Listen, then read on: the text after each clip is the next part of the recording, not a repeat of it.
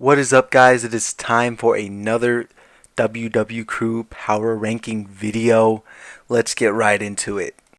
Let's get it started. Here are your week 3 bums. In at number 3, we have Gardner Minshew. Only 9.2 fantasy points for Brian.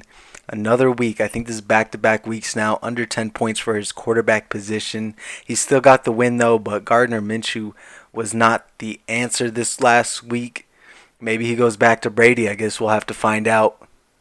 At number 2, we have Kenyon Drake, only 8.9 fantasy points.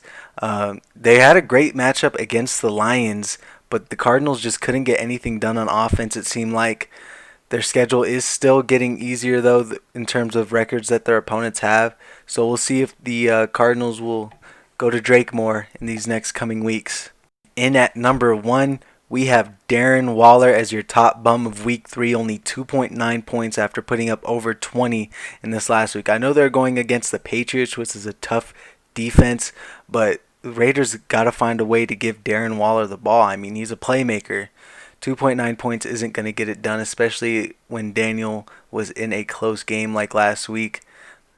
We'll see what Darren Waller can do the rest of the season. It is time for your Week 3 studs. Let's get it started. And at number 3, we have wide receiver Tyler Lockett of the Seattle Seahawks. 37 fantasy points. He had 9 catches, 100 yards, and 3 touchdowns against that soft Cowboys pass defense. And it seems like James has had Tyler Lockett all 3 years that he's been in the league. I believe that is correct. He just always seems to get Tyler Lockett. It's insane. Up next at number 2, we have the guy that was throwing the ball to Tyler Lockett. We have Russell Wilson. Russell Wilson tore it up with 36.8 fantasy points through 315 yards and 5 touchdowns. I think he had 5 touchdowns last week as well. Absolutely carrying Dakota this season. In at the number 1 spot, we have Alvin Kamara. 13 catches and 2 touchdowns. He had 139 receiving yards and 58 rushing yards. Insane performance. That crazy catch and run for the touchdown that he had on Sunday night was absolutely insane. Just bobbing and weaving his way past the Packers defense in for the touchdown. He's such an incredible player. He definitely deserves the number 1 spot on this studs list. And now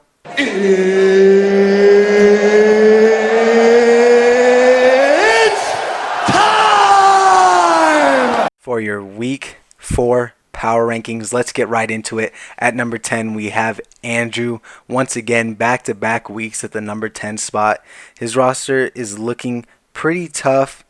The loss of Barkley is, it didn't matter last week. He got smacked by almost 100 points, but it is going to hurt him in the long run. He's going to have to make a move because these running backs he has now is not cutting it.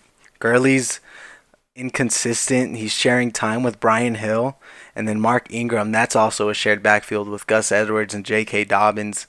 His receivers right now are looking to be the best part of his team. He has Joe Burrow now, who's pretty consistently putting up 20 points a game. 2 out of the last 3 weeks he's had over 20. They're going to be passing in that Bengals offense because they're always going to be down. But Andrew's probably going to have to make some moves that he doesn't want to make if he wants to save his season. And at number 9, we have Daniel. Daniel was so close to getting his first victory of the season. His team just couldn't hang on. The power of Russell Wilson and Austin Eckler were too much for him.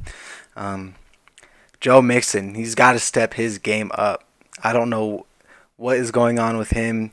Taken in the second round by Daniel. And just very underperforming season for Mixon right now. He's only gotten over 10 points once, and that was in week 2 with 12.6 points. He's got to step that up. Darren Waller didn't help with only 2 points. His highest scorer was almost the Indianapolis defense. They had 27 points. And it seems like his kicker is getting hurt every week. He's going to have to find a new kicker for the 4th straight week. So we'll see what Daniel can do. I think he's very close to getting a win. We'll see how it goes. Coming in at the number 8 spot, we have Dakota, and look whose roster finally showed up. I think he can probably change his team name now. I don't think they're disappointing anymore.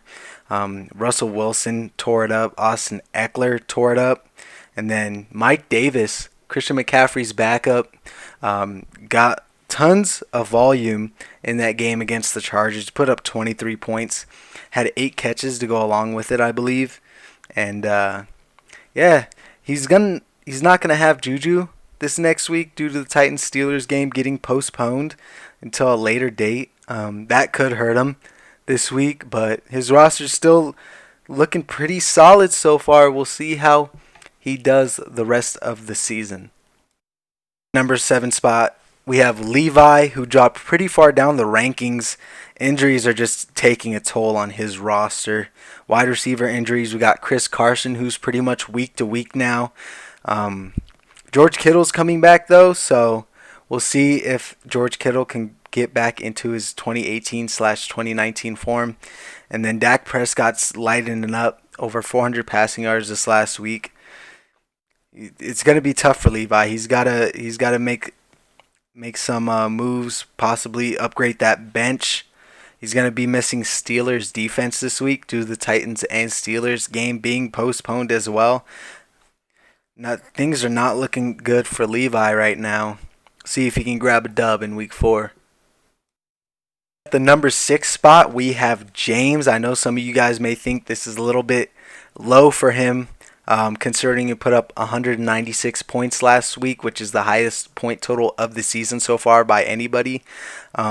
But we're looking into week 4, and he's not going to have Derrick Henry, so he's going to have to settle for Adrian Peterson. Josh Allen, though, is looking like a stud so far these first 3 weeks. His roster is just looking complete right now. His bench is pretty decent as well.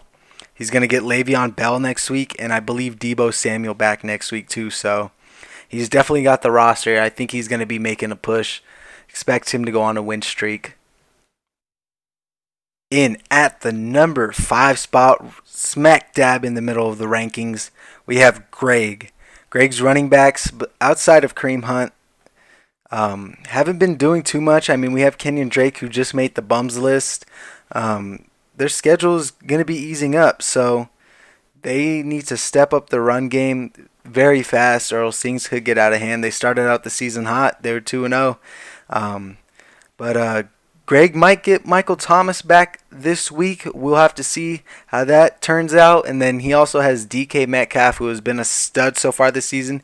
He actually could have had an extra touchdown last week, but he decided to be stupid and tried and walk into the end zone and got the ball punched out from behind. Cardinals defense is looking pretty solid as well. Still don't know why he has 3 tight ends, but I mean, if it ain't broke, don't fix it. He was able to pull off the upset last week against Noah, who was 2-0 at the time. That definitely shook up the standings a little bit. So we'll see how Greg performs in week 4. Speaking of the number 4, we have the number 4 spot in the power rankings. We have Brendan. Brendan took a tough loss last week. He almost pulled it out with my Lamar Jackson and Mark Andrews still playing against his Justin Tucker. Oh, what a horrible Monday night game that was. But yeah, no, Brendan's, I say he's in the middle of the pack a little bit. Devontae Parker should get it going. He has a good matchup against the last ranked Seattle Seahawks, who is 32nd against wide receivers in fantasy. Deshaun Watson's going to be putting up garbage time points every week, pretty much. It seems like they have not caught a break in terms of their schedule. Josh Jacobs had a little bit of a down game last week against New England, but it's New England. Their defense is always going to be tough. Brendan is going to be without James Conner week 4 due to the postponement of the Titans and Steelers.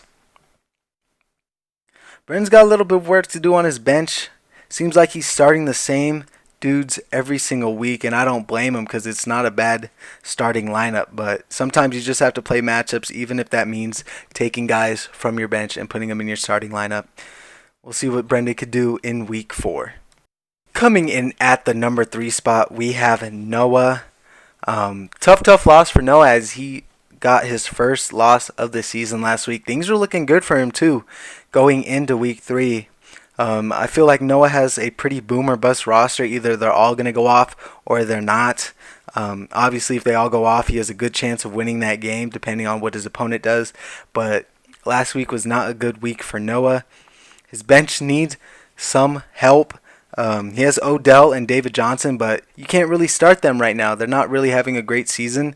Mostert might come back next week, or this week, I should say. But I doubt it. I don't think he's coming back this soon. The Bills defense dropped a donut last week. He also has Bears defense. Just like my dad has 3 tight ends, I don't know why you have 2 defenses unless you're planning on playing one and subbing him out each week, but he hasn't put the Bears defense in yet. So we'll see what he does in terms of keeping 2 defenses. But yeah, his bench does need a little bit of work. We will see what he can do. And coming in at the number 2 spot, we have Brian.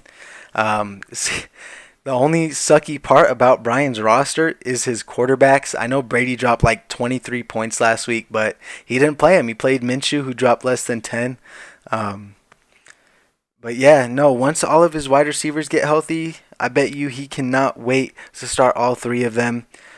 His roster's looking pretty dangerous. If Jonathan Taylor can step his game up, he hasn't really had a great season so far.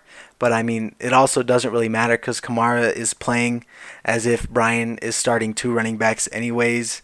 I mean, Kamara's putting up points for 2 running backs. And 49ers defense didn't do that bad last week. 13 points, and they were missing 2 key defensive linemen and Richard Sherman. His roster's looking really scary right now, heading into this second quarter of the season. After this week, it'll be the second quarter of the season.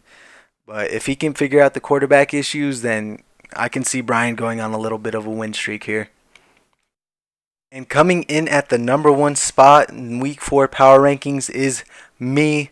I barely escaped with a win last week to go 3-0, last undefeated team standing. Things are getting pretty scary, though, the longer I go without Christian McCaffrey.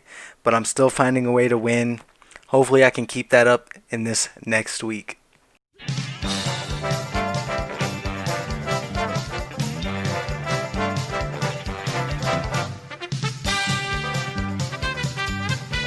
It's time to play some Family Feud with our Week 4 Game of the Week.